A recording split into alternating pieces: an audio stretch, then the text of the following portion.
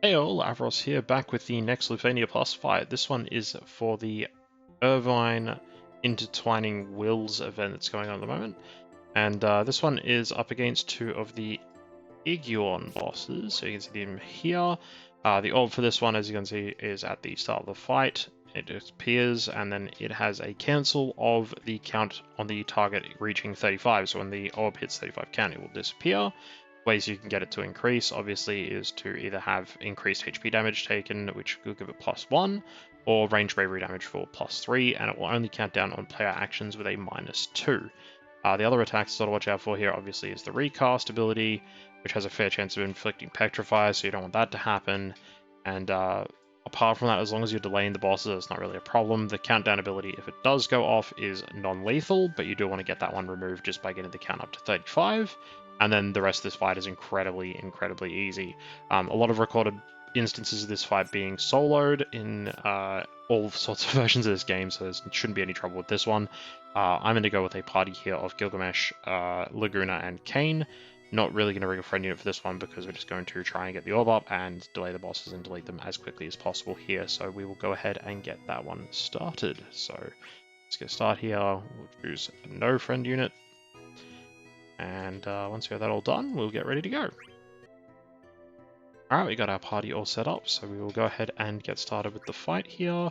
This is going to complete the ultimate mission for Laguna, which is good. I did manage to just pick up his burst weapon just recently, so that's going to be really handy for this one here, as this is part of the strategy that we want to bring along, because you don't want to use his Desperado debuff there from his burst. And so we're going to go ahead and take care of both these Iguans as quickly as we can, try and get the orb going as fast as we can here as well. So starting with Gilgamesh, we're going to go ahead and use Suppose I Misjudged. Get his LD buff up there so we can start getting those interesting sword effects on his HP plus attacks each turn. And then straight away on Laguna's turn, we're going to go ahead and use Celestial Raid the Fran LD call there. We're going to get the debuff up so we get the ranged weak up on everything. And we're going to go ahead and go straight into his burst phase here, so we need to Desperado up as quickly as possible. Get to hit Man with the Machine Gun, fantastic tune here, and go into his LB first to get the buff up from that one. So we get the Look the Fairies are here, so we get the additional ranged attacks after each of his attacks here. Go ahead and use Grenade with the free attack, get all of his debuffs up, get the additional attack, and you notice these orbs are going to count out real fast because of this, up to 17. Ragnarok Buster, this EX, and just racking up damage here nice and fast. 21 on the orbs, Shotgun Plus, get the follow-up there as well from the LD, and then Grenade, and we're already at, as you'll see here very soon, 29 there for the orbs, so those orbs are going to be gone very quickly. Probably actually didn't need to bring Kain here as well, but seeing as we're going to get as much weakness damage from range as we possibly can here with the Fran debuff there, we're just going to go ahead and just try and get as much damage out of this as we possibly can. 29 on the orb counts there, 31, and we'll go ahead and use Piercing Gleam.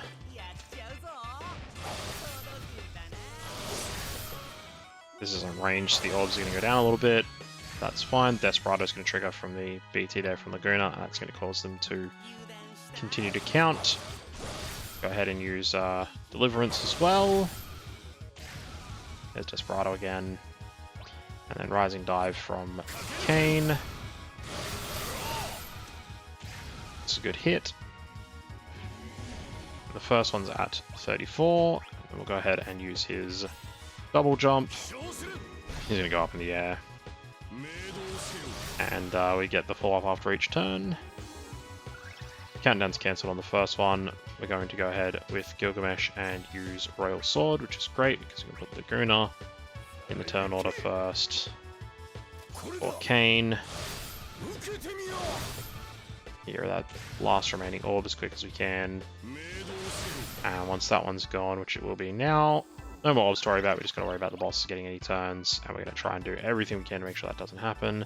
So to aid in that, we're going to go ahead and use Amidatelions LD call here to delete these turns.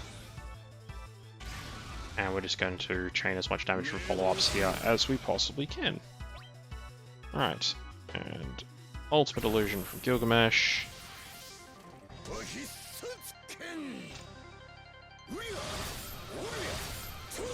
Not going to be as much damage as we usually get, but we did use Laguna's BT vase there to get the Desperado up. But we're already dropping the boss health here quite a lot, so power further increase is going to definitely make a big difference here already. And we'll go ahead and use another shotgun from Laguna. We get the follow-up from the LD. And you can see the boss A there is getting down to nearly half health, 62% there already. And still getting dropped quickly. And we'll go ahead and use a grenade as well. Make sure to keep all these range debuffs up. And now we're just going to hope that Gilgamesh gets some good swords here as well to assist with doing as much damage as we can. So much follow-up damage for Desperado and Kain in this fight, so let's see what we got here. Another Royal Sword, perfect. We'll bring Laguna up in the turn order again. And we'll keep chaining these attacks. And so you can sort of see the strategy with this one. As long as the bosses don't get a turn, you don't get any opportunity for them to get the recast. There's no orb attack when you get rid of the orb as quickly as we have here. And then it's just a matter of doing as much damage as quickly as possible, and this fight will end fairly fast. So you can see here, this is all going really well. We're going to just go ahead and use Whip Kick here as well. Just try and chain as many turns as possible for Kain's next one, because he's going to come back down and you have to use that double jump again there. So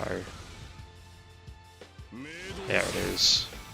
Huge damage we got there. Keep in mind, Kain's actually not a level 90 unit either. He's still level 80 at this point. So, you know, we're really just trying to make the most out of everything we can with him here. And the boss is getting down below 50%. They're immune to a certain amount of HP damage. So now we get to break those shields on them, so they will take HP damage again. There's the double jump that's going to finish. Now we're going to go ahead and use our summon phase here. Get brothers up. Get through that shield as quick as possible. It's actually already down. Go ahead and use Rising Dive again. Rising Drive, I should say, sorry. We're going to send Kain straight back up again. There's the double jump. Bye, Kain. And, ooh, Apocalypse, perfect. Get some delay here with Gilgamesh. Using the RNG there on the swords just to try and make the most of this one. It should also be Hurricane shortly for Gilgamesh as well, which is definitely going to help with the delays and everything there. And Laguna's still got quite a few turns left. He has 6 left on his LD there.